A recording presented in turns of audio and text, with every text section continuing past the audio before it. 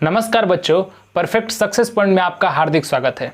मैं बिजू मिश्रा आप लोगों के सामने फिर प्रेजेंट हो और आज हम लोग देखेंगे फिजिक्स का अगले पार्ट की तरफ बढ़ेंगे। और फिजिक्स में आज हम लोग प्रूव करेंगे F बराबर r/2, क्योंकि थोड़ा मौसम ख़राब चल रहा है और इसके वजह से लाइट नहीं रह पा रहा है। तो मैं क्या कर रहा हूँ कि जैसे अभी थोड़ा लाइट आया हुआ है तो मैं एक प्रूफ करा दे रहा हूँ। अगर लाइट रहेगा तो आगे वीडियो बनाऊंगा, नहीं तो फिर कल दूसरा प्रूफ करा दूंगा। ठीक है, तो मैं चाह रहा हूँ कि थोड़ा थोड़ा ही मतलब करके आपको वीडियो देते रहो। ठीक है, चलिए आज देखते हैं F बराबर r/2 अच्छे से प्रूफ करेंगे। आप लोगों को टेंशन लेने की बिल्कुल जरूरत नहीं है, एकदम निश्चिंत होकर पढ़ना है। पूरा साल बाकी है, पूरा आपके साथ मतलब मैं एकदम कदम से कदम मिला के चल रहा हूं। अभी तो क्या होगा कि हो सकता है कि बीच में एक दिन 20 लग के मेरा वीडियो मिले, कभी रोज वीडियो मिले। वीडियो तो मिलेगा, आपको समझ में आ गया। हफ्ता में 3 वीडियो से ज़्यादा ही मिलेगा, 3 वीडियो मिलेगा या 3 वीडियो से ज़्यादा मिलेगा। इसके लिए आप निश्चिंत रहे, आपको डर लेने की कोई ज़रूरत नहीं है। पूरा का पूरा कंप्लीट होगा, चाहे वो 9th हो या 10th हो, लेकिन टाइम मिलेगा। क्या होता है ना कि हमको भी थोड़ा टाइम में नहीं मिल पाता है, थोड़ा अपने लाइफ पे फोकस करना पड़ता है, इसलिए टाइम नहीं मिल पाता है। ठीक है, लेकिन मैं फिर भी कोशिश करता हूँ कि आपको एकदम अच्छे से पढ़ाऊँ और एक भी चीज़ छोड़ू नहीं। आपके सामने क्लास 10th का जो भी PDF प्लेलिस्ट में बना दिया है। हम लोग क्या बोलते हैं, हिंदी का सीरीज लेके चल रहे हैं। हिंदी आपको पढ़ाया जा रहा है, बिहार बोर्ड का। फिजिक्स अच्छे से पढ़ाया जा रहा है। कोई भी बोर्ड हो अच्छे से पढ़े, आपको समझ में बिल्कुल आएगा, टेंशन लेने की ज़रूरत नहीं है। टोन मोर मारने वाले बहुत सारे लोग आएंगे, बहुत सारे लोग आपको डिमोटिवेट करने आएंगे। आपको बिल्कुल भी डरने की ज़रूरत नहीं, क्योंकि मैं आपके साथ हूँ। मैं जब बोल रहा हूँ तो आपको एकदम निश्चिंत होकर पढ़ना है, क्योंकि परिंदों से भी ऊंची हमारी उड़ान होगी। परिंदों से भी ऊंची हमारी उड़ान होगी। एक बार नहीं, जीत कई बार होगी। जब चल रहा होगा ज़माने में हारने का दौर ना, जीत हमारी उसी दौरान होगी, याद रखना। और इस उद्देश्य के साथ हम लोग पढ़ते हैं और बहुत बेहतरीन तरीके से पढ़ते हैं। जो बोलना है जिसको बोलते रहे। आइए हम लोग पढ़ते हैं F बराबर r/2। ठीक है, देखते हैं, इसको प्रूव करेंगे। मेरे पढ़ाने का तरीका हरदम अलग रहेगा। मैं दूसरे टीचर की तरह ये नहीं करूँगा कि आपको रटवाऊँगा। मैं हमेशा समझाने की कोशिश करूंगा और अच्छे से आपको बताने की कोशिश करूंगा, किताब की आपको यहीं पे याद हो जाए। तो मैं पहले अभी क्या करूंगा कि F बराबर r/2 प्रूव होता कैसे है, इसको अच्छे से पहले रूल बता दूं। फिर आपको जब रूल पता चल जाएगा तो फिर आपको अच्छे से समझने में इसको आसानी होगी। ठीक है, सबसे पहले मैं समझा देता हूँ कि होता क्या है, फिर इस पर प्रूफ कराऊंगा। देखिए, सबसे पहले हम कोई अवतल दर्पण लेते हैं। अवतल दर्पण क्या होता है? जिसका परावर्तक सतह धंसा रहता है, कनकेव मिरर। ठीक है, इंग्लिश में इसको बोलते हैं। अब देखिए, यह दर्पण है, यह क्या हो गया, ध्रुव हो गया इसका, यह वक्रता केंद्र हो गया और यह फोकस हो गया। वह फोकस जो होता है, यही तो प्रूव करना है कि जो ये फोकस दूरी है पूरा r का क्या है, आधा है। पूरा r मतलब यहाँ से यहाँ तक, r मतलब त्रिज्या, वक्रता त्रिज्या। वक्रता त्रिज्या कोई भी वृत्त जो होता है, वृत्त में r क्या होता है, केंद्र से लेकर दूरी होता है, यही r होता है। तो वहीं यह केंद्र है और केंद्र से दूरी r। ठीक है, प्रूव करना है कि F R का आधा होता है, यानी जो पूरा R है इसका आधा है यह F। यह जो F है पूरा का आधा है, यही आपको प्रूव करना है। ठीक है, चलिए सबसे पहले हम क्या करेंगे कि इसको जब भी आपको प्रूव करना है तो सबसे पहले आप क्या करेंगे कि एक मुख्य अक्ष, यह क्या है, मुख्य अक्ष है, इसे प्रधान अक्ष भी बोलते हैं। प्रधान अक्ष के सामने एक किरण क्या करेंगे, समानांतर आपतित करेंगे। मेरा जो वीडियो पीछे का नहीं लोग देखा है, प्लीज जरूर देख लें, क्योंकि आप लोग को मैं सारे कॉन्सेप्ट बताए होंगे। जब किरण कोई भी है अवतल दर्पण पर मुख्य अक्ष के समानांतर आती है तो वह कहां से होकर गुजरती है, फोकस से होकर गुजरती है। जो बच्चे मेरा वीडियो देखे हुए हैं उनको अच्छे से पता है, फोकस से होकर गुजरती है, पहला नियम। तो सबसे पहले मैंने क्या किया, कुछ नहीं किया है। यह R और आपको पता हुआ है, इसीलिए मैं इसको हटा दे रहा हूं। आपको पता है कि वक्रता त्रिज्या क्या है, केंद्र से दूरी वक्रता त्रिज्या है और यहां से यहां तक दूरी F है। ठीक है, सबसे पहले मैंने क्या किया कि मुख्य अक्ष, यह मुख्य अक्ष है PC, मुख्य अक्ष के समानांतर मैंने किरण। अभी मैं प्रूफ नहीं करा रहा हूं, मतलब प्रूफ ही करा रहा हूं, लिख के नहीं करा रहा हूं, बस समझा रहा हूं। एक बार दिमाग में बैठ जाएगा,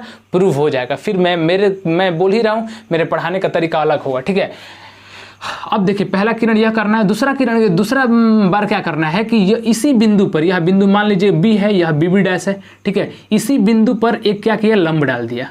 ये क्या किया, यहां से यहां तक लंब डाल दिया, यहां से यहां तक लंब डाल दिया।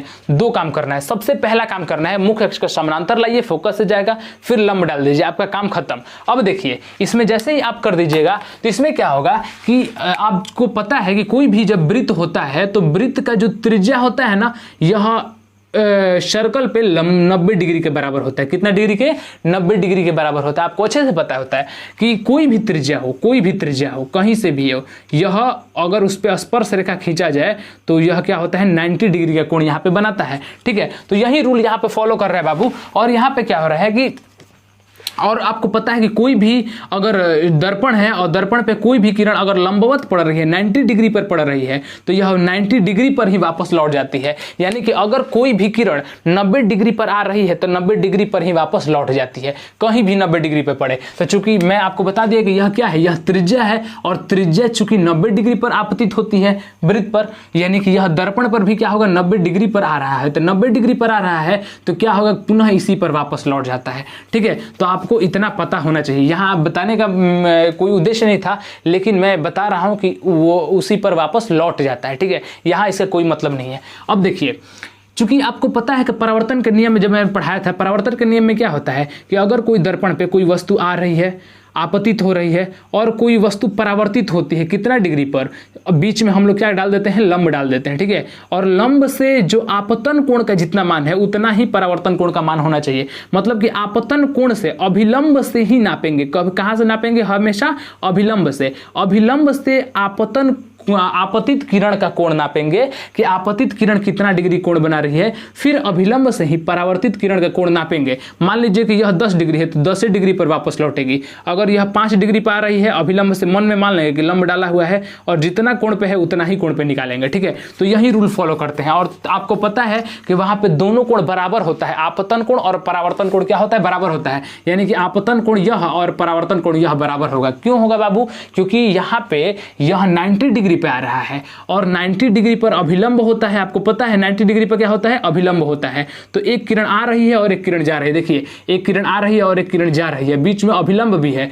तो परावर्तन के नियम से यह कोण और यह कोण बराबर हो जाएगा। ठीक है, दोनों कोण बराबर हो गया। चूंकि आपको पता है, एक नियम पता होगा मैथ में कि अगर दो समानांतर किरण है तो दो समानांतर किरण में एकांतर कोण बराबर होता है। यह कोण बराबर होता है और यह कोण बराबर होता है। तो एकांतर कोण बराबर होता है। ठीक है, तो एकांतर कोण जो बराबर होता है वही एकांतर कोण यहाँ पे हम लोग लेंगे। देखिए, यह कोण एकांतर कोण कौन सा है, यह रेखा और यह रेखा क्या है, समानांतर है। इसके बीच में यह छेदक रेखा है, ऐसे छेदक रेखा है। तो क्या होगा कि यह कोण और यह कोण क्या होगा, बराबर होगा।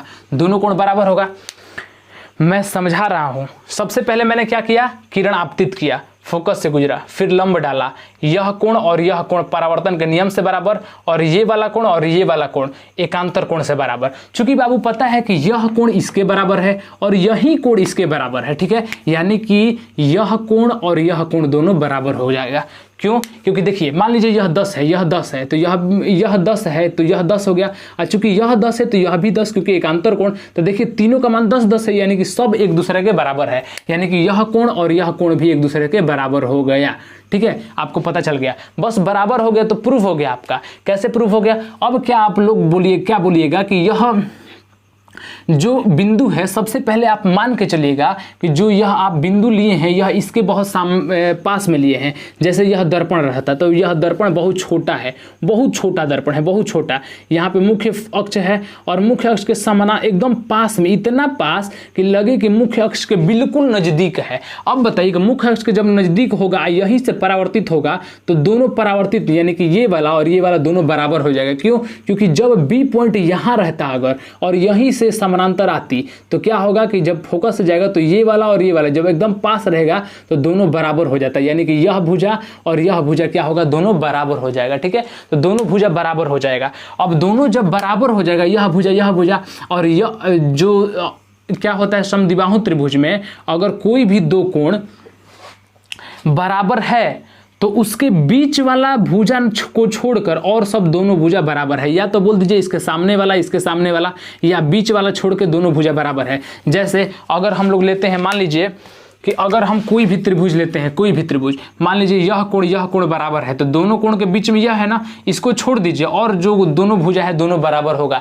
आप ऐसे आसानी समझ सकते हैं। तो क्या होगा कि यह भुजा यह कोण बराबर है, तो इसके बीच में कौन सा है, इसके बीच में यह है, तो यह बराबर नहीं होगा। ये वाला और ये वाला दोनों क्या होगा, बराबर होगा। तो चूंकि दोनों यह बराबर है, इसीलिए क्या हो जाएगा, दोनों बराबर, यह भुजा और यह भुजा बराबर है, इसीलिए यह भुजा और यह भुजा जब बराबर है, इसके निकट है तो यह भुजा भी और यह भुजा भी बराबर हो गया। और जब बराबर हो गया तो r/2 ऐसे ही प्रूव हो गया। क्यों? क्योंकि यह पूरा का क्या हो जाएगा, आधा हो जाएगा। पूरा का यह पूरा है पूरा और दोनों बराबर है तो दोनों आधा हो जाएगा। तो आपको समझ में आ गया होगा कि मैंने क्या किया। ठीक है, मैंने क्या किया कि सबसे पहले एक दर्पण लिया, दर्पण पे एक की आपतित किया और आपतित करके फोकस से गया। यह कहाँ से गया, फोकस से। यह बिंदु इसके बहुत निकट माना था। ठीक है, फिर ये सी से मैंने क्या किया, यहाँ पे लंब डाला। यह कोण बराबर हो गया, यह कोण एकांतर कोण से ये बराबर हो गया, इसीलिए दोनों कोण बराबर हो गया। जब दोनों कोण बराबर, तो इसके सामने वाला ये भुजा, इसके सामने वाले ये भुजा दोनों बराबर। चूंकि यह बिंदु इसके बहुत निकट लिया है, यानी कि यह भुजा और यह भुजा भी बराबर, तो दोनों भुजा बराबर हो गई। और चूंकि दोनों भुजा बराबर है, यानी कि इसका क्या है, यह बराबर यह बराबर, यानी कि दोनों का क्या है, आधा है। यानी कि यहाँ से यहाँ P से लेके C तक PC बटा में 2 बराबर PF है। ठीक है, तो अच्छे से समझ में आपको आगे हो गया। चलिए इसको हम क्या करते हैं, लिख के आपको यहाँ पे अच्छे से समझा देते हैं।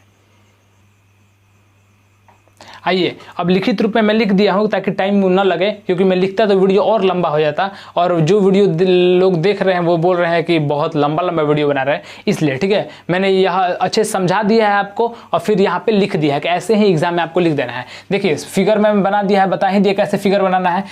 यहाँ पे कैसे लिखना है, एक अवतल दर्पण BB' है। देखिए एक अवतल दर्पण क्या है, BB' है, जिसका ध्रुव P है, जिसका ध्रुव क्या है, यह P है, और PC मुख्य अक्ष है। देखिए PC जो है यह क्या है, एक मुख्य अक्ष है। जो हु है वही लिखना, अपने भाषा में भी आप लिख सकते हैं, मैं लास्ट में बताऊंगा। PC मुख्य अक्ष है। AB एक आपतित किरण है। देखिए AB एक आपतित किरण है जो कि F से होकर गुजरती है। तो AB एक आपतित किरण है जो अवतल दर्पण के मुख्य अक्ष PC के समानांतर और निकट है। AB जो है वह अवतल दर्पण के मुख्य अक्ष के समानांतर है और निकट है। हमने पहले ही मान लिया है, पहले मैंने बता दिया है कि क्यों निकट हम लोग लेते हैं, क्योंकि इसको और इसको बराबर प्रूफ करना रहता है। ठीक है, परिभाषा से किरण AB दर्पण से परावर्तन के बाद मुख्य फोकस F से होकर गुजरती है। परिभाषा से आप जानते हैं कि किरण जो AB है दर्पण से परावर्तन के बाद कहां से गुजरती है, F से होकर गुजरती है। बस टाइम बचाने के लिए मैंने ऐसे लिखा है। त्रिज्या CB दर्पण सतह के B बिंदु पर अभिलंब है। जो त्रिज्या C है वह दर्पण के B बिंदु पर क्या है, अभिलंब है। अभिलंब है तो मैं जो पॉइंट है आपको लिख देना है। परावर्तन के नियम से कोण ABC CBF के बराबर है। ABC यह वाला कोण, CBF यह वाला कोण, दोनों क्या है, बराबर है। परावर्तन के नियम से दोनों कोण बराबर हो गया, तो यह मैंने लिख दिया, परावर्तन के नियम से दोनों बराबर है। किंतु कोण ABC और BCF एकांतर कोण से बराबर है। ABC यह कोण और BCF यह कोण एकांतर कोण से दोनों बराबर है। इसीलिए क्या हो गया कि देखिए यह पहला हो गया और यह दूसरा हो गया। पहला और दूसरा से चूंकि LHS बराबर है इसलिए RHS बराबर, यानी कि CBF BCF बराबर हो गया, यानी कि CBF यह वाला और BCF यह वाला दोनों कोण क्या हो गया, बराबर हो गया। फलस्वरूप अब देखिए कोई भी दोनों कोण जब बराबर होता है, यानी कोई भी त्रिभुज में अगर दो कोण बराबर है, यानी कि सम उसका सामान्य वाला भुजा भी बराबर होगा, यानी कि वह समद्विबाहु भुजा है, समद्विबाहु त्रिभुज है, यानी कि दो भुजा बराबर वाला वह त्रिभुज है। इसीलिए BCF एक समद्विबाहु त्रिभुज है, अतः BF बराबर CF। देखिए इसके सामने वाला यह भुजा BF बराबर CF, इसके सामने वाली यह भुजा, यह और यह BF और CF क्या है, बराबर है। यहाँ पे लिख दिया है।